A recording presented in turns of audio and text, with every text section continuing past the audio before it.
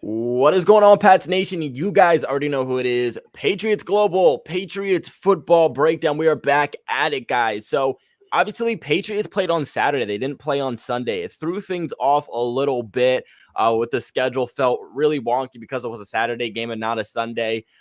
So, obviously, doing this live stream a little later than we usually do. But nonetheless, we're hopping on here. We have a few different things to talk about. This is not just a post-game discussion. We're going to quickly talk about the loss to the Colts.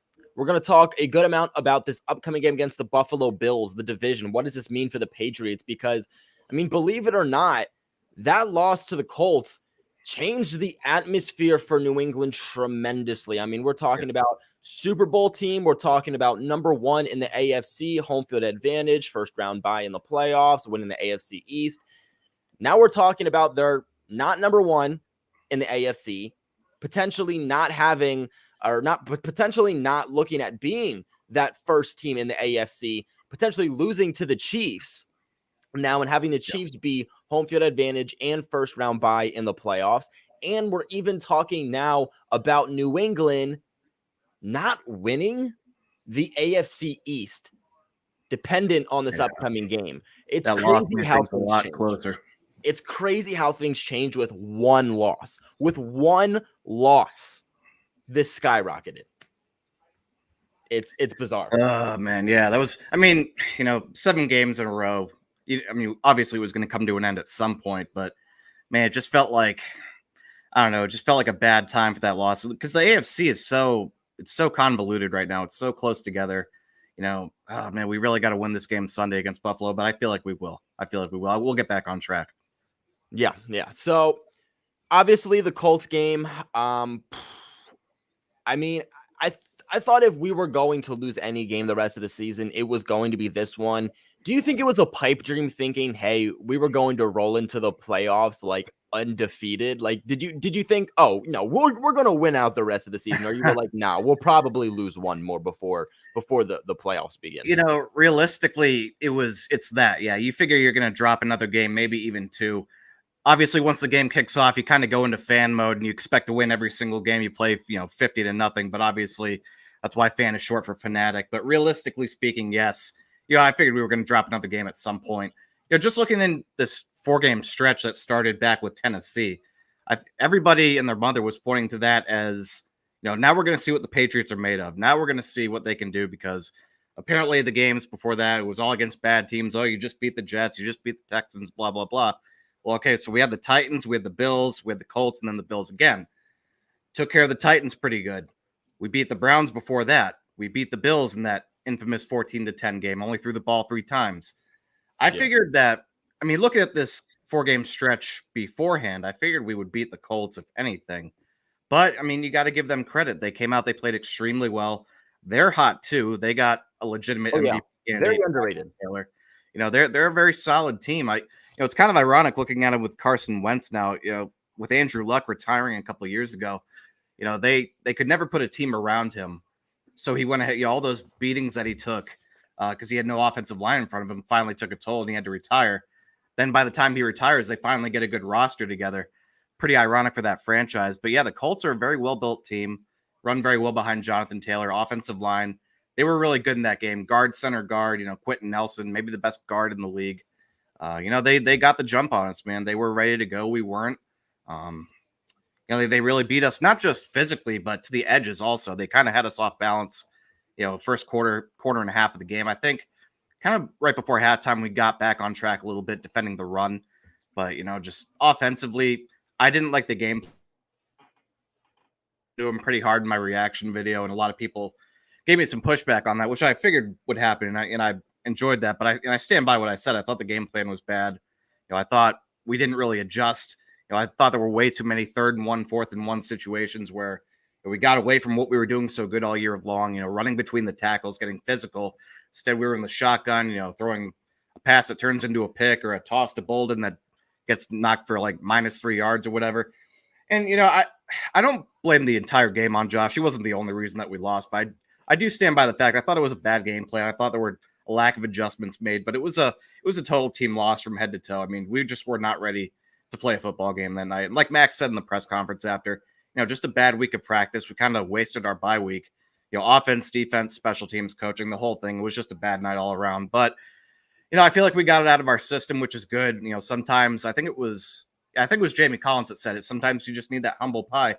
And, we definitely got some this week. So at least we're going to go into this game now refocused. I know that we aren't going to have two horrible effort games like that in a row going into this game, which is particularly important for the AFC East, like you mentioned.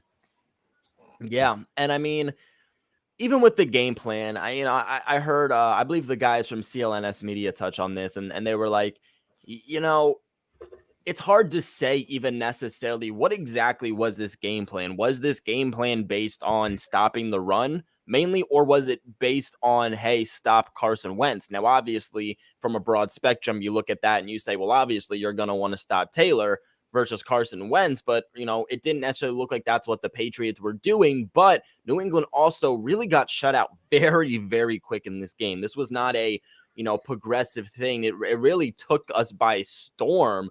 The Colts really just putting points up on the board and sweeping the Patriots. So what exactly was that game plan? We don't exactly know, because right away they had to adjust to something different rather than going with the game plan they originally had, because they were shut out. And even offensively, you look at that. The run game obviously wasn't going. I do think the Patriots did want to run the ball more. Obviously, not having Damon Harris didn't help that out. Yeah. But there were a lot of situations that the Patriots were passing, and it's like, oh, why not run that there? Why not just short yardage? You got 3rd and 1 and you come out in the shotgun. It's like, your identity, we got away from our identity. That was my biggest problem with the whole thing.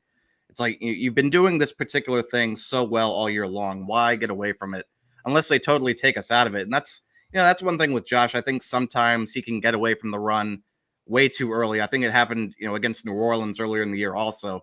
We got down a little bit, kind of got off script, and you just kind of dumped the run game altogether. But, sometimes you just got to stick with it regardless of the score. I mean, obviously you don't want to let it get to a crazy amount, like down 4 touchdowns. I understand having to kind of just dump the run and go, purely a passing offense there. But, I think that game was still relatively close, even though it might not have felt like it at the time.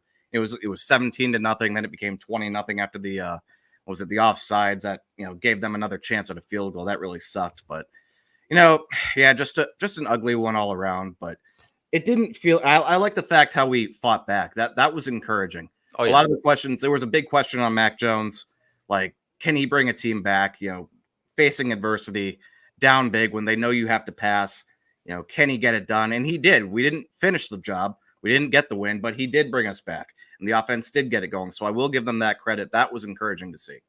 Yeah, I completely agree. And it's even one of those situations where it's like, would they ideally like to have ran the ball more and successfully, maybe brought out some better run packages, done some better end arounds? 100%. But you also look at that deficit they're in, and, when you run the ball, that's running the clock too. I mean, that's literally the best way to keep the opposing offense off the field, is to continue to run the ball, continue to run out the clock. The Patriots weren't in a position down 20-0, I believe it was at one point, to be able to have those type of abilities where they try end arounds, they try certain packages in the run game, because they needed to move the ball down the field, and they needed to move the ball down the field fast. And obviously, statistically, and it's proven that you're going to get the ball down the field faster and more efficiently if you're passing the ball than you are running the ball. So yeah. I think they ended up having to go away from the run too, more than they would have liked, because they were kind of forced to due to the deficit. And I mean,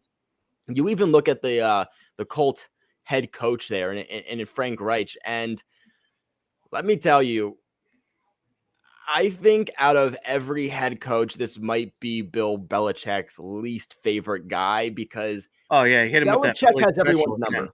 Belichick has everyone's number. He doesn't have Frank Reich's number.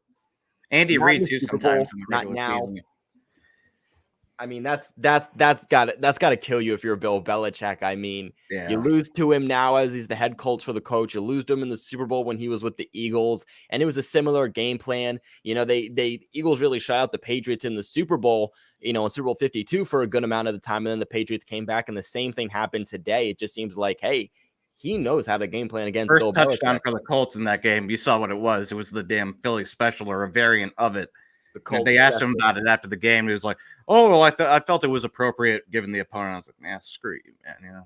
Got to rub it in like that." Okay. We'll see next time. We'll get something for him next time. Oh, hopefully, I really hope we do. We do have a big donation here. First donation, like always, guys. When we do get a donation, donations do take priority, so we go right to the donations. My boy, our boy, Reggie P., first donator, coming out with a large one. He said, "Love the show. Keep up the great work. Go Pats." Reggie, appreciate the love, appreciate the support, especially during the holidays. Happy holidays to everyone, of course. I don't think we're gonna get on a live stream again before Christmas. So, happy holidays to everyone. Make sure you guys do stay safe. Have a great time. Whether you're celebrating Christmas or not, obviously it's going to be a big festive time. So, be safe out there, guys, for sure. But Reggie, man, really, really appreciate it. Appreciate the love. Appreciate the support, man. But let's move on here. We talked about the Colts already. What does this essentially mean for the Patriots? I think that's kind of the best way we can kind of move into the discussion about the Buffalo Bills is what does this loss mean for the New England Patriots? And essentially, again, that means New England dropped the number 1 seed in the AFC to the I was gonna say Buffalo Bills to the Kansas City Chiefs. The Kansas City Chiefs are currently number 1. I can actually pull up their schedule, but it's going to be a lot. I mean, you're asking for a tall task. And first off, the Patriots have to win out the rest of the season, and then the Chiefs have to lose a game. They have a tough schedule, though. They got a pretty tough remaining 3 games. I believe it's they host Pittsburgh this week. That's 4:25 game CBS, and they go to Cincinnati next week. That'll probably be a pretty good game. Burrow versus Mahomes. That'll be interesting. Yeah, and they finish up at Denver. So they play tough, Steelers, Bengals, Broncos. Yeah, that's tough. That's a tough 3-game stretch. And it's conceivable they could lose one in there. It's definitely possible. I mean, you look at what the Chiefs have done the last few weeks, and they've definitely brought it back together. They beat the Giants 20-17. They beat the Packers 13-7. They beat the Raiders 41-14. They beat the Cowboys 19-9. They beat the Broncos 22-9. They beat the Raiders 48-9. They beat the Chargers, which Chargers should have won that game, 34-28. So it might be a little bit of Brandon Staley was coaching like it was Madden, going for 2 every single time he scores, going for it on 4th down. I didn't understand that, man. I didn't understand that either. I mean, it might be a tall task to ask them to drop a game here, especially with how they're playing. But now they got Tyreek Hill, Travis Kelce, Harrison Butker. They got a bunch of guys, important guys on COVID-19 reserve who might not play this weekend against the Steelers. So that could be something to monitor. It seems like, I mean, this is a little off topic, but I feel like, I don't know what happened in the NFL all of a sudden, but it's like all of a sudden this pandemic just derailed.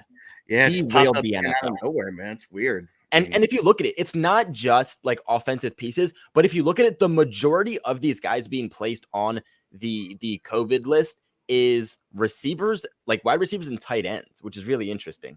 If you look at the majority, it's really a bunch of wide receivers and tight ends. It's strange, man. But after the holidays, man, I guess people, around Thanksgiving, they travel and they come back in, and it's still happening. It's still a thing, man. It's still something to monitor, unfortunately. Yeah, but so essentially, if New England does want to gain back number 1 in the AFC again, if you finish number 1 in the AFC, you get a first round bye in the playoffs, essentially meaning you have to play 2 playoff games to make it to the Super Bowl rather than 3, and you get home field advantage. Home field advantage would be big for the Patriots in the playoffs, especially if they don't have to go through Arrowhead. Arrowhead, one of the hardest places to play when it comes in the postseason. That's the last thing, not even just the Patriots, but anybody wants in the AFC when it comes to the playoffs. Trying to think here what else. Also, essentially what this loss means for the Patriots, again, the Buffalo Bills. Yes, the Patriots have that win over the Buffalo Bills right now, but technically, if New England does tie, they finish even, meaning the Patriots win 1, the Bills win 1. At the end of the season, they finish with that same record. The Bills will actually have the tiebreaker division record. the New England Patriots. Just comes down to statistics and whatnot, other statistics throughout the season, that it doesn't matter because Bills won one, Patriots win one. It comes down to different statistics, and the Bills have the better statistics in those categories. Well, yeah, the next tiebreaker after head-to-head in the division race is division record. They would be 5. If we finish with the same record, they would be 5-1. We would be 4-2 because we lost that game early to Miami. Remember I said a few weeks ago, watch that game against Miami in week 1, be the one that freaking comes back to bite us. Hopefully it won't come to that, but damn, that looking back on that now, man, God, that's just such a killer loss. God, that's so aggravating. And hopefully it doesn't. Yeah. That'd be really upsetting. So again, we talked about it.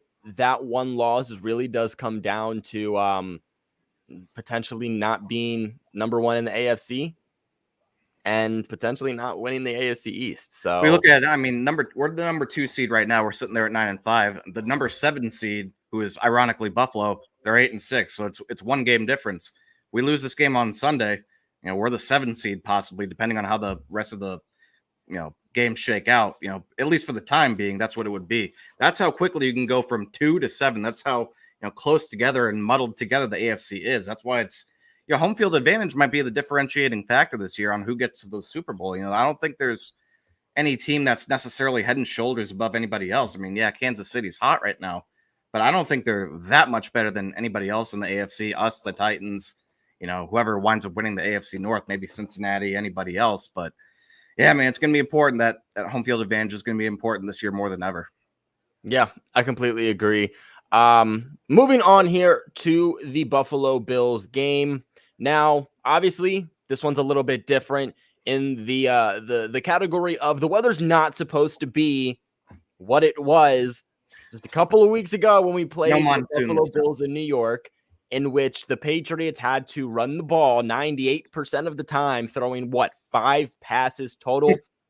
That's not going to be what this game is now. Damien Harris did return to practice. He looks good. Hopefully he is playing in this game. New England needs Damien Harris in this game. Yes. They need a healthier running back core heading into this game because this really is a must-win game. This is a must-win game for both the Bills and the Patriots. Hopefully, because this is a home game for New England, we can have a little bit of that advantage. If you are going to the game, make sure you guys go crazy because we really do need every advantage that we're going to get for this game because it truly is a must-win. But Kendrick Bourne might not be in this game. We don't know yet. Yeah. He's on COVID protocol, so he may be in, maybe out. Cole Beasley, wide receiver for the Bills, he will be out because he is not he's not vaccinated. So he was placed on the COVID list. He's not going to be able to play. So he's officially out.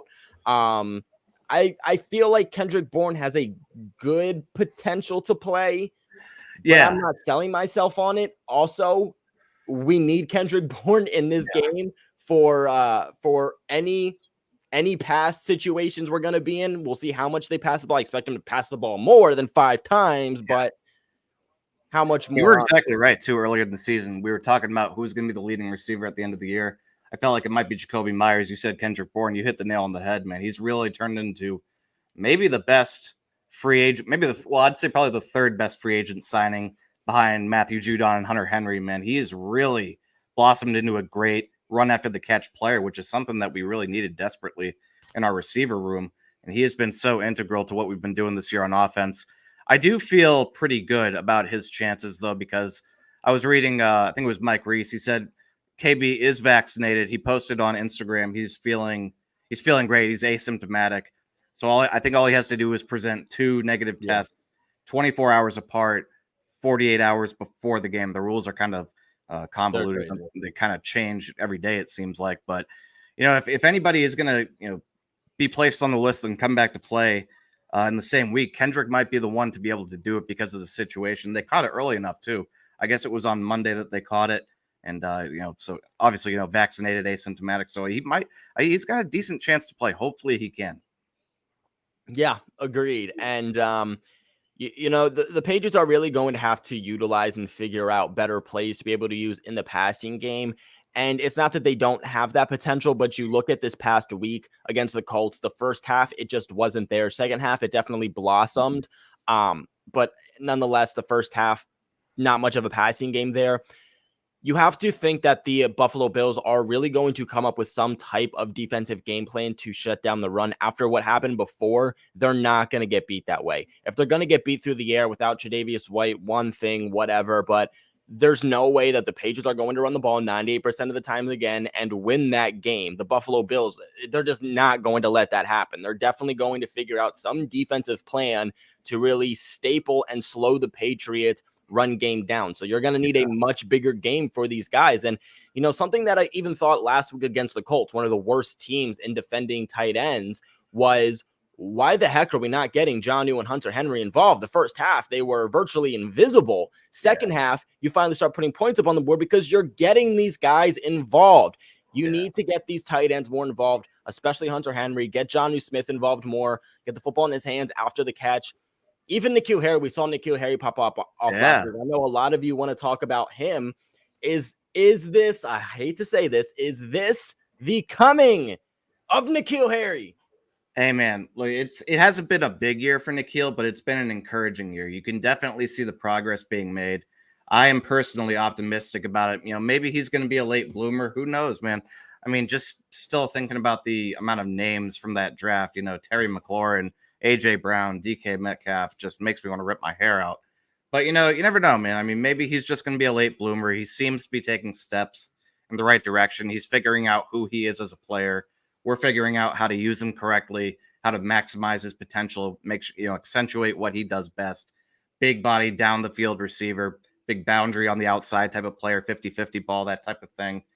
I really see him starting to trend in the right direction, and it's great to see. And he had a strong camp this year too, so it's not like this has come out of nowhere. So it's pretty good to see, man. He's taken a big step forward this year.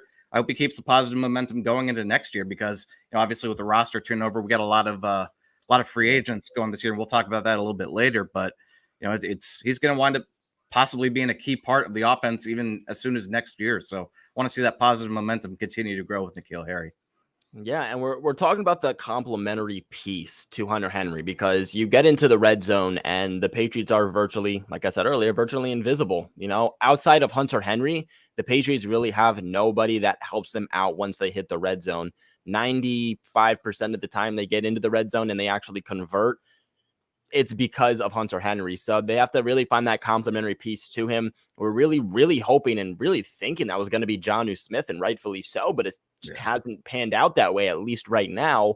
I guess he had his best game of the year, at least via PFF grade. Even he had the touchdown in the first half that was negated by a penalty, and he had a couple penalties of his own, false start. Right out of the 2-minute warning, it was a 2nd and 1 that made it into a 2nd and 6. But apparently, from a grading perspective from Pro Football Focus, he had his best game of the year. Jonnu did against the Colts. So I mean, that's encouraging to see too. You figured maybe this was looking like it was kind of a lost year for him. Everybody's kind of trying to figure out who's who on offense, what the the division of labor, what it's going to be. But hey, I mean, anything we can get out of Jonnu at this point, that might be maybe it's kind of a secret weapon that they unveil in the playoffs that nobody really sees coming for opposing defenses. That could be coming together at the right time, hopefully for Jonnu. Yeah, and I mean, until he does, is that complementary piece to Hunter Henry going to be N'Keal Harry? I mean, N'Keal Harry essentially has every skill set to be able to be that complementary piece, but are they going to give him that opportunity? Now, I know a lot of Patriots fans think that's what's going to happen after the emergence of N'Keal Harry this week, but N'Keal Harry also didn't do anything crazy. He didn't put up several touchdowns, over 100 yards. It wasn't anything like that. It was just a pop-off game for N'Keal Harry standard. So hopefully they get him a little bit more involved, but I'm really not expecting anything crazy. I mean, he should have had a touchdown. That one pass, I think it was a hitch and go. He had totally faked out the defender, totally wide open. If Mac gets him that ball, and you can see Mac was frustrated after. If Mac gets him that ball, that is an easy touchdown for N'Keal Harry. Nobody is around him. The defender totally catches the hitch, totally catches the fake and bites on it. That would have been an easy touchdown there for N'Keal Harry, but essentially Mac Jones missed him on that one, and that was totally on Mac Jones. But I think once you hit the red zone, you see the ability time after time. I mean, you've seen it since N'Keal Harry has been drafted by the Patriots, not on a consistent level each and every single season, though, that he has the ability to be a guy that you throw to in traffic, has really strong hands. He can be reliable. He's just not going to get good separation. I think that's the thing. And it's one thing when it was Cam Newton throwing the ball, but with Mac Jones, who can be very accurate, I'm really not too concerned because it's not like he has an issue dropping the ball once targets are going his way. It's just that he's not going to get the separation. But if you have a quarterback who's going to be accurate anyway, get the ball where it needs to go for the receiver to get it, N'Keal Harry can get those types of passes. So I say give him some more opportunities in the red zone. Again, I don't really think they're going to give him much opportunity outside of there, which I'm okay with, but you need to start capitalizing more once you hit the red zone. And I think N'Keal Harry could be that complementary piece if you can't get Jonnu going. Definitely. And I mean, if you even want to look at the statistics here for N'Keal Harry so far this season, 10 games, started in 3. So far, that's actually the lowest since he entered in 2019. He has 15 targets, also the lowest. 10 receptions, also the lowest. 169 yards, that is his second best. Put up 309 last year, believe it or not. And is averaging 16.9 yards per reception. So the yards per reception is, that's a good number, 16.9. That's the kind of player that he is.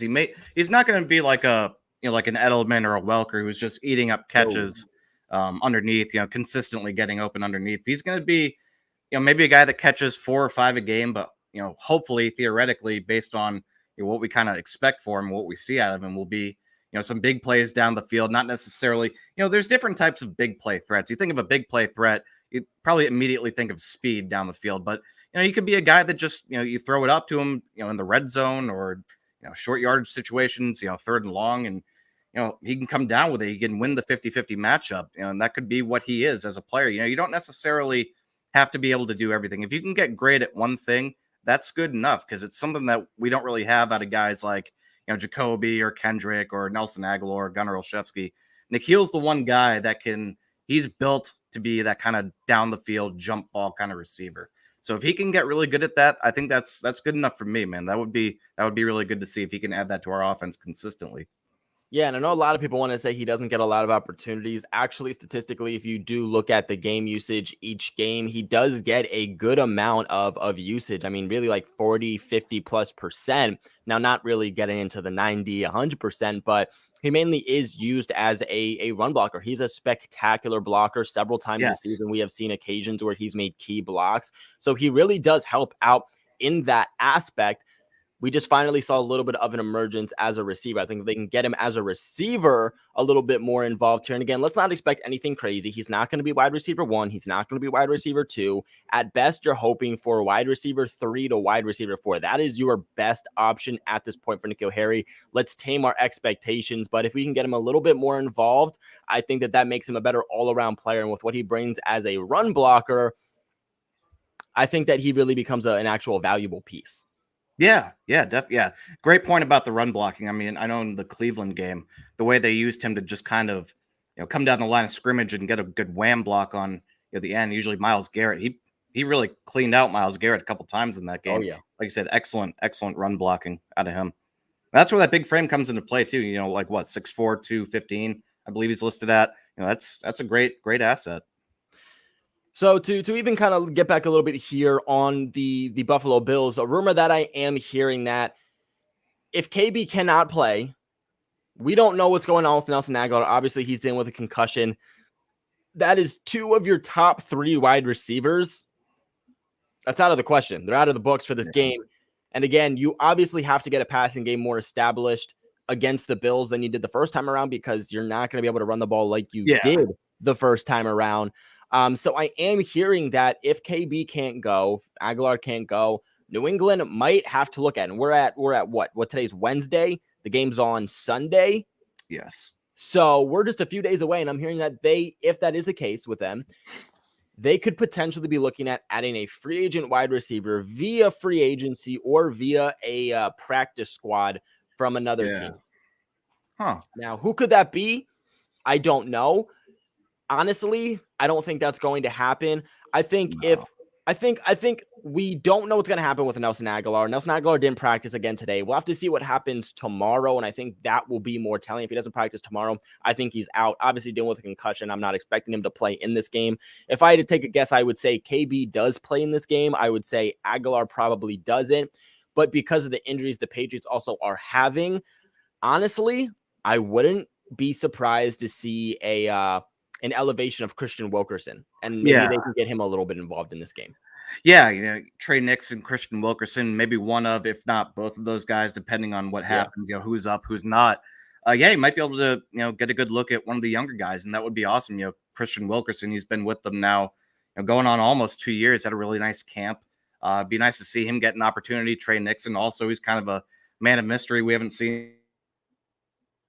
Takes is one guy getting injured, one guy, being inactive for a game, and another guy gets called up off the practice squad to get an opportunity, and he becomes a star. I mean, just think about all the guys that became stars during the preseason because they got that chance. Guys like Victor Cruz and however many countless names. Hell, even in 2001 with the quarterback spot, Drew Bledsoe gets hurt, and a second-year kid out of Michigan gets a chance to start, and the rest is history, man.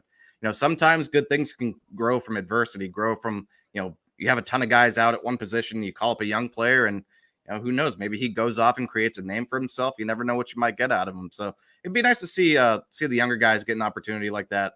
Maybe Trey or Christian, or even both of them, perhaps, depending on who's inactive for the game, who's not. Yeah, I don't see us going outside of our own building to bring anybody else in at the receiver position. I think it's kind of too late in the year and definitely too short notice for this week to want to do that. I saw people fantasizing about signing Julian Edelman. I was like, no, I mean, that sounds great, but it's not going to happen. Nope.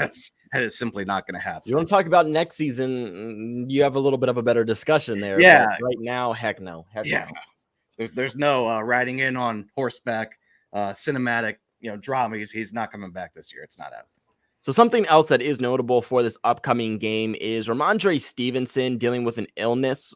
Don't know what illness or how bad it is. He didn't practice today. That is something to monitor. Obviously, Damien Harris did actually practice in today's practice. He did look good. He did return, but that doesn't necessarily mean he is going to be active. Obviously, last week, New England had an elevation of a practice squad running back, and then they had Brandon Bolden and Ramondre Stevenson. Ramondre, obviously, not in practice, dealing with an illness. You have Damien Harris, who didn't practice last week. So it is worth noting that the team did activate J.J. Taylor from the COVID reserve list. And he's a guy, honestly, I wouldn't be surprised to finally get activated this week, to actually not be a healthy scratch and potentially play in this game, depending on how we kind of see the progression of guys like Ramondre Stevenson and Damien Harris, especially if New England is in a factor where they are missing several wide receivers and they really do have to rely on this run game. They might have Ramondre Stevenson and Damien Harris, even if they're healthy, and still add J.J. Taylor to kind of add a different dynamic that the Bills and even most teams this season have not seen from New England.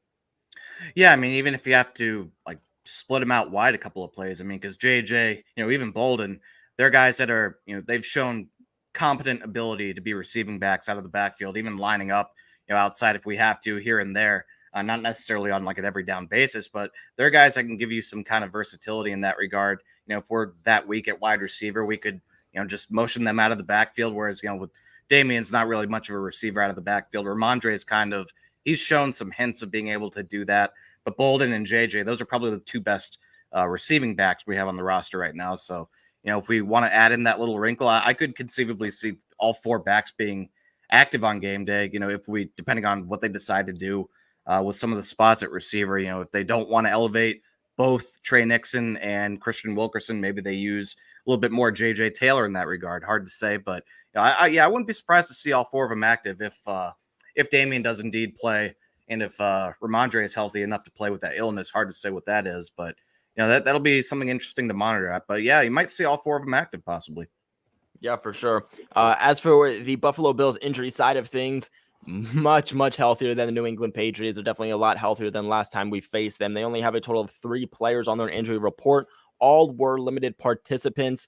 They do have 2 defenders dealing with a neck and a back injury. They have Micah Hyde dealing with a back injury, and Jerry Hughes, he's dealing with a neck injury. I do expect all of these guys to play. Emmanuel Sanders, wide receiver.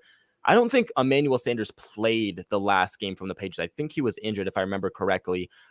He's dealing with a knee injury. He was a limited participant. I expect all these guys to play. Therefore, this really is a good game for the Bills. They really will have no excuses. They're not going to be able to say, oh, well, we have this guy out because all their key pieces should be playing in this upcoming game. So this is definitely going to be a game to watch, especially with momentum going forward. I mean, I don't know if you saw this, but despite the New England Patriots beating the Buffalo Bills, for some reason, Bills Mafia decided to put up a billboard again, right outside Gillette Stadium.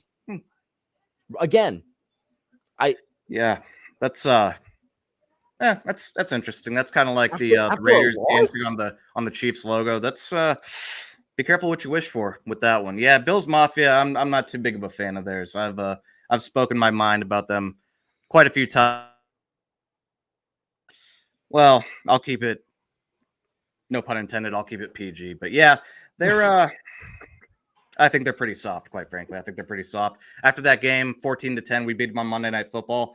They were crying about build a dome. Build a dome. You want to be a dome? Oh my God, team. Yeah, I remember that. You want to be a dome team. I thought you were tough. You're jumping through flaming tables. Now you want to build a dome? My goodness, man. I think they're kind of front runners if you ask me, to be quite honest. I think we might beat up on them a little bit. I think they're kind of soft. I think we might beat up on them a little bit. Oh yeah, they're that kid in class. They're that kid who cries when they fail the test. They really are. They are genuinely that kid. But I don't know. This doesn't have much to do with about a football or an analysis or breakdown here, but it's just I'm trying to put two and two together. It's like, okay, congrats. You finally beat the Patriots last year. Congrats. That was their Super Bowl. They beat you this year. Why would you put a billboard outside Gillette Stadium when they have your number franchise-wise and have your number this season? They spent money to try and talk trash.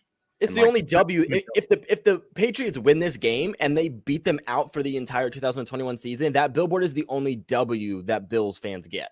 I got to give them credit. They did a great job of being interim AFC East champions last year while we were down and looking for a new quarterback. So great job to them on that. Hope they enjoyed it. That's all they're getting. All right. So that is the Buffalo Bills game. Of course, if we get any more details, we will hit you guys up, make videos on that.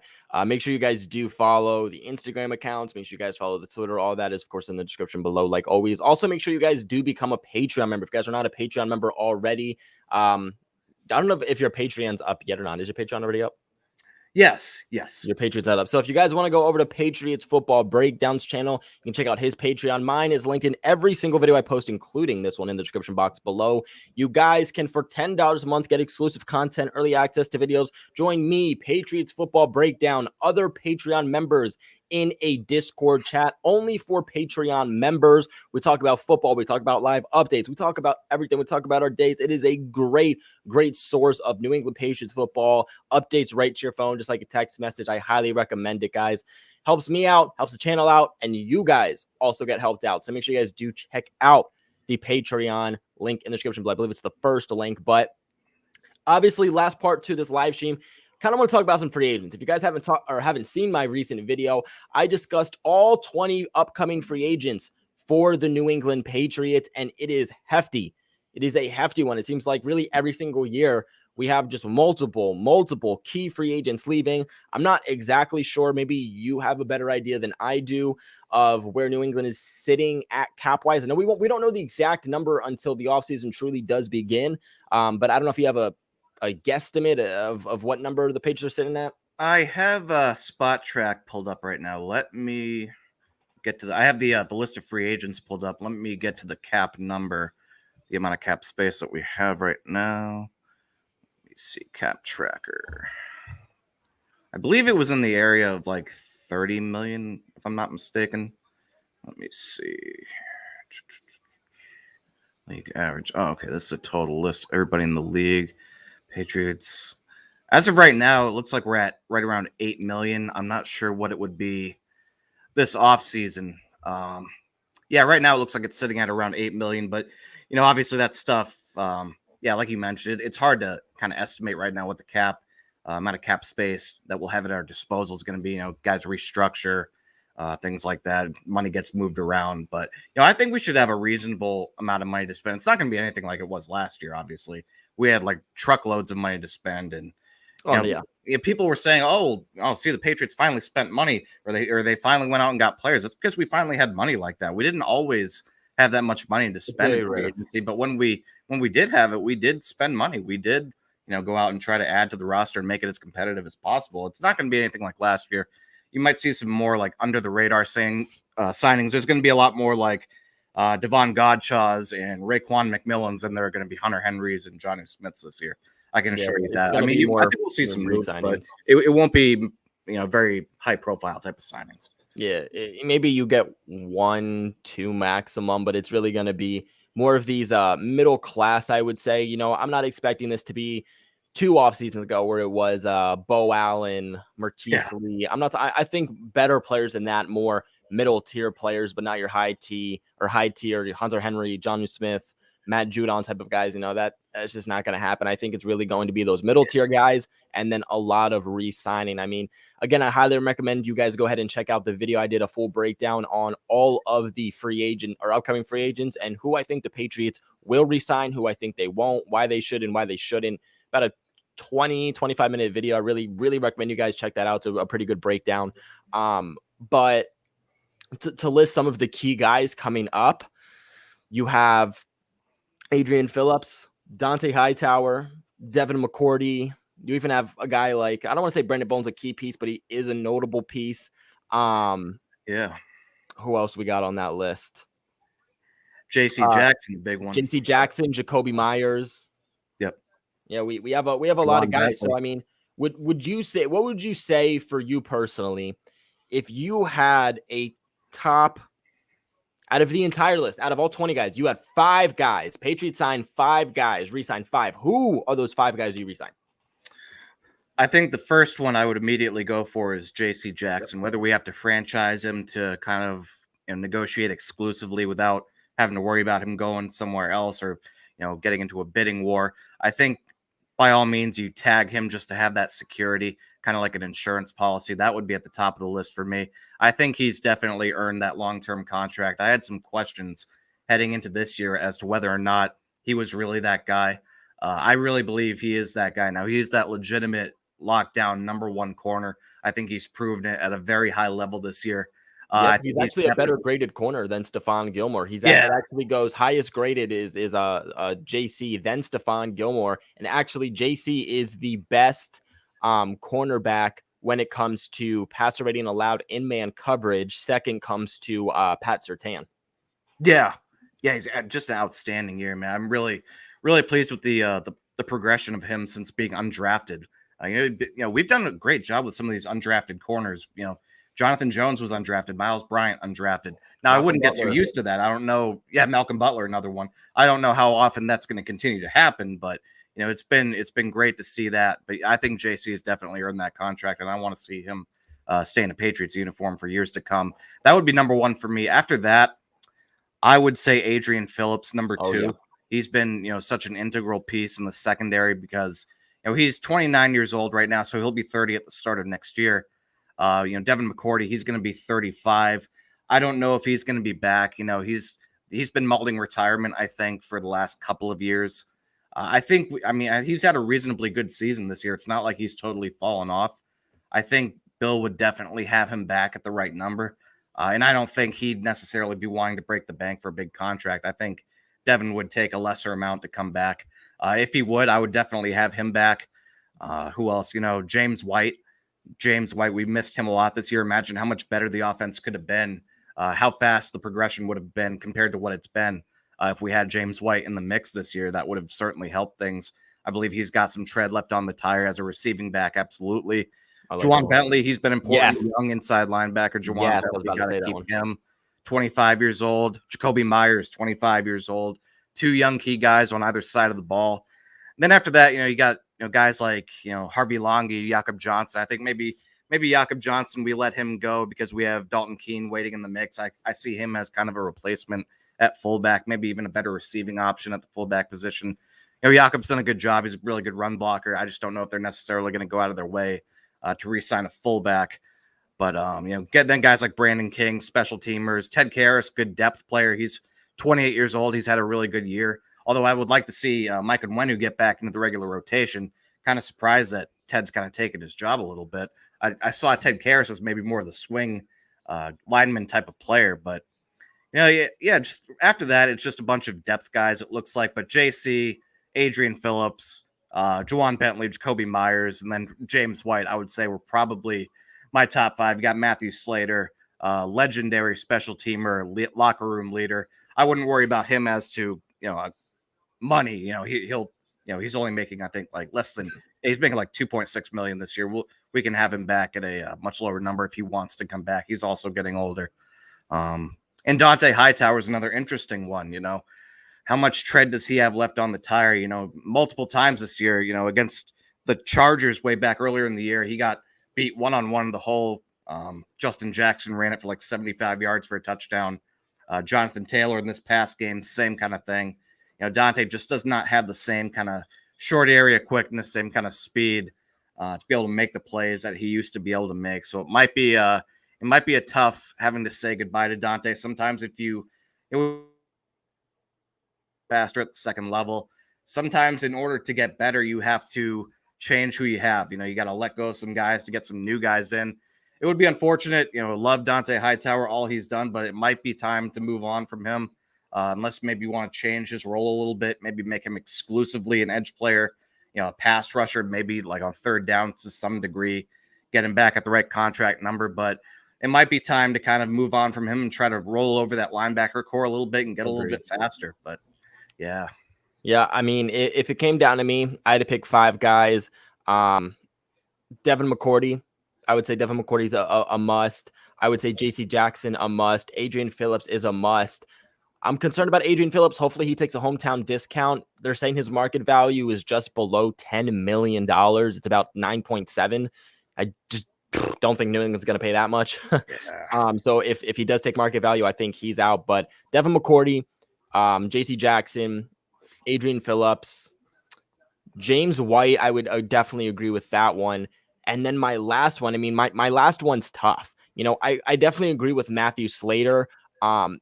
I personally have Matthew Slater retiring, and it's been a hard back and forth one for me. If I had to take a guess, I would say this is the year he finally does. So with that being said, he's kind of out of the question. And then I would go with Juwan Bentley. And obviously that leaves guys like Gunnar Olszewski out, Jacoby Myers out, Jakob Johnson, Jamie Collins, Nick Folk, Brian Hoyer, Brandon Bolden, Ted Karras. So again, there's a Trent Brown. There's a lot of hard names to keep out here, but James White, again, brings that aspect to the running back core that they just don't have in any other running back.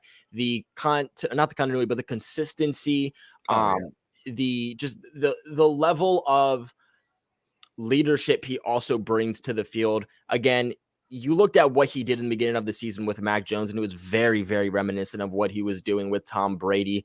We all asked, is this the same James White last year with Cam Newton? And honestly, it was just the type of quarterback Cam Newton was, but with the very Tom Brady-esque quarterback that Mac Jones is, I think he could flourish with a go-to guy that he can dump the ball off to, a genuine wide receiver in the backfield in James White. So I think that's super important. Get Devin McCourty back as long as he doesn't retire. He's actually, since week 6 or week 7, he's actually the highest graded safety in the entire National Football League. Wow. So getting him back is just super, super vital, especially if you do lose Adrian Phillips. JC Jackson, again, we already discussed this. You need your number 1 cornerback. I mean, we were talking about needing help at number 2 and number 3. I mean, to lose your number 1 guy yet again. Well, yeah, it's razor thin right now. I mean, we have very little depth at corner behind, Jonathan Jones, JC Jackson. Second straight season would not be ideal. So you have to get JC Jackson back. Adrian Phillips, just on special teams and even as a defensive piece, has been just unbelievable. Turnovers, top 10 in turnovers in the National Football League. Also, not exactly sure where he stands in the top 10, but I know he is top 10. And he's really made Kyle Duggar expendable in the expectations of where you're going to play him. Kyle Duggar's moved a lot around the rotation throughout the defense because you have a guy like Adrian Phillips who can really take on these tight ends and play at a high level because of it. And then Juwan Bentley here. I mean, I said let Dante Hightower walk at this point. If he wants to take on a low contract, sure. I don't think he will. He hasn't been a guy that's been willing to take a pay cut over the last several years when New England needed it. I just don't think he's going to take a pay cut. I said I would not pay Dante Hightower over $5 million to stay with the team, and I just don't see him doing that. Juwan Bentley has actually taken over as the Patriots' number 1 middle linebacker. He's performed at a high level, still a young guy. He's only 25 years old. So if they can get him locked up, kind of be the number one linebacker and your kind of future middle linebacker and kind of build those pieces around him, and I think that'd be a really good move. So got Raekwon McMillan too. They re-signed him after the injury, so that tells you that they like something about him. He's a guy that can. He's a younger guy, also provides a little bit more athleticism, sideline to sideline, inside linebacker. So that's going to be potentially a key piece next year. So that could be somebody that they use to kind of step in and replace that hole a little bit. But yeah, it might be time to just let Dante go. It's kind of tough. You don't want to let those Patriot legends go, but sometimes you just got to move on a year too early before it's a year too late, like you said. I mean, unless they can bring him back real cheap, but it's hard to say whether or not he'd want to do that. But yeah, it might be time to just turn the page on that one. Yeah, and I mean, I think it's interesting too because the Patriots never really make those like contract extensions and re-signings during the season, and I think it's interesting that they did that with Raekwon McMillan, and Dante Hightower has picked it up as the season progressed, but to begin the season, he was performing just straight awful. And knowing that he was going to be a free agent after the season, maybe the Patriots went, looking at how you're playing, looking at the fact that you're a free agent after this, we're going to need some depth. We don't have a crap ton of money. We have other guys we need to re-sign. Raekwon McMillan could be a guy that isn't going to ask for a lot of money because he has a season-ending injury. Maybe we should get him re-signed right now. The thing that was really interesting to me about him was the fact they brought him in on the 1-year deal, gets hurt during camp, and then they re-signed him to another year. So it's like they really had something planned for him. I feel like he would have been a big part of the rotation. There was something else to it. Yep. Yeah, man. I mean, I feel like they want to give him maybe a bigger role next year as maybe like a third down line, but maybe like an every down linebacker. I think there's something about Raekwon that they really like, and I'm interested to see him next year. I'm excited about that one. Yeah, I mean, you look at Dante Hightower and Jimmy Collins potentially leaving in free agency. I mean, you're gonna need guys to take over there, and I mean, re-sign. I mean, even Jawan Bentley if he leaves, but hopefully you can get Jawan Bentley back. You have Raekwon McMillan, then you have Kyle Van Noy. So really you really have one guy returning, Kyle Van Noy. So I mean, you will have a guy like Cameron McGrone, but there's way too many questions to get into that right now. Having to see him, so we're not even gonna talk about him as a factor. But those are kind of some of the thoughts that we got here on a free agency. We do have a little bit of time here. We can take maybe like one or two questions. So let's ask some questions in the chat. I'm gonna pick some of the best ones. Let me see some of the good ones. So Ashton Luck says for him, if he had the top 5 guys that he had to re-sign, he would re-sign J.C. Jackson, Adrian Phillips, Ted Karras, Jacoby Myers, and Jawan Bentley. What do you think about that? That's reasonable. Yeah, definitely. Yeah, Ted Karras. I mean, he's played really well this year, but I mean, I'd just like to see us get back to Mike Onwenu. If for some reason he can't get back into the starting offensive line combination, I mean, that's pretty alarming to me if he can't crack the top 5 again. But yeah, I mean, Ted Karras is a depth piece. I would love to have him back. I don't know if I'd put him top 5 as far as importance, but certainly been a very key piece this year. I would definitely love to have him back. Yeah, I actually was debating on putting him in my top 5. I just think that there were kind of other guys that just kind of pushed him out. He'd probably be my 6th guy for me personally, just because I actually think that the best offensive line for 2022 very well could consist of Ted Karras. Now, I do believe that there's a guy you could go out in free agency or draft that you could get to play guard. Guard isn't one of those super hard positions to play. It really is tackle. It's hard to find good tackles. It's not too hard to find good guards, especially, the Patriots. But do you want to bet on that? Do you want to bet on, okay, hopefully we found a guy good enough to be able to do this? For me, it depends on what type of contract is Ted Karras looking for. If he's looking for more of a minimal contract, is looking for anything crazy, I say re-sign him. Rolling with continuity on the offensive line is going to be great. Yeah, talent does matter for sure, but it also matters on that continuity because of, assignments and passing off different blocks. And I think that's the issue we saw earlier on in the season was while Michael Onwenu is great, he is still new to the left guard position because last year he was playing at right tackle pretty much the entire time. So he was still new to left guard. And I think that was also the problem. I mean, we were talking about talent, but I think a lot of that problem also came with continuity. And since switching Ted Karras to left guard, we've seen this offensive line play a lot better with that continuity because you have a veteran guy in there who knows how to play and work with those guys around him because he's used to it. So what I would essentially like to see is re-sign Trent Brown, right?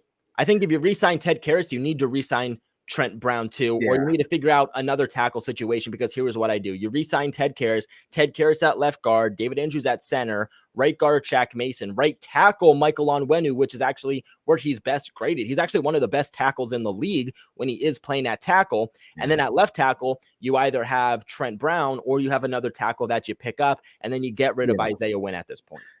That's the key right there. Yeah, we cannot show him the door any quickly. I mean, I don't know how in the world is he still starting at left tackle, man. It's like every single week it's an issue, and it's not getting any better. It seems like he's really regressed since coming into the league. It's really crazy. I can't remember anything like it really at the left tackle position. Like I said, he's got to know where a body's buried or something to be able to still have his starting job. But yeah, Trent Brown, that's a good. I'm glad he brought that up. I forgot about that one. I'd like to have him back on like an incentive based contract, like related to how many games he starts or how many games he's active, something in that regard, like related to how much he's actually available. I don't want to give him a ton of money and then have him, laying out the whole year again. If we can get him back on like an incentive laden deal, that would be superb. I would absolutely want that. Definitely. And here's one more question that, we can kind of take before we end this off here. So looks like Benji asks, do I have any update on James White returning for the playoffs? So I can't remember exactly what that. Do you remember what the exact injury on James White was? It was a hip subluxation. It's like a popped out then popped back in. I think they said he was going to be out for the year, but I don't think anybody really expect earlier in the year when that injury happened. They didn't really expect us to be in the make a deep playoff run. I know they put him on IR. I think there might have been a window where they had to have activated him that would have gone by now. I don't know if he's eligible to come back. I'm not sure that he is. If I'm not, I might be wrong on that, but I think maybe enough time has gone by where they left him on IR that I don't think he's eligible to be brought back.